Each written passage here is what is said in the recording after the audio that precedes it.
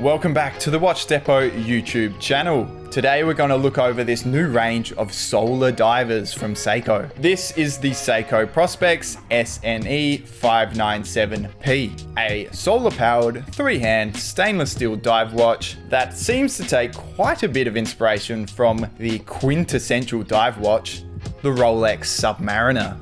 I'm sure Seiko has taken some design cues from the Submariner. I mean, just look at them side by side, from the toothed bezel and the case shape to the hour markers and, well, maybe not the handset, but you just can't make a carbon copy now, can you? Even the bracelet is that same oyster style links, which actually feels like a slightly updated Seiko bracelet to me, but I'm not 100% sure. So it looks pretty cool, but how does it wear? Well, on my 17cm wrist, it fits just about right and feels quite comfortable, albeit a little bit chunky. Dimensions read at 41mm in diameter, 48.8mm lug to lug, and 11.3 in thickness. So not overly bulky, but definitely a dive watch size. Now, there are three models in this range: this black and stainless steel variant, a Pepsi bezel SNE595P,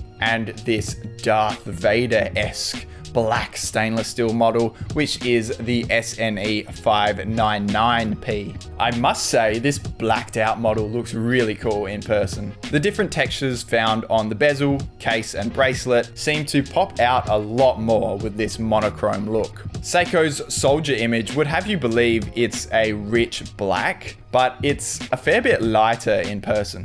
All models carry great contrast between the handset and the dial, which is always something you need in a dive watch. Now, speaking of the dial, that's where you'll find the solar receptors, which power the movement. Solar powered movements are great, since you don't have to worry about keeping the watch wound up like an automatic, and you don't have to replace the battery every so often like a quartz movement. Seiko state you'll get 10 months of power reserve from a full charge with their V157 solar powered movement. Being a dive watch, we do see 200 meters of water resistance, and a sapphire crystal is preventing scratches on top there.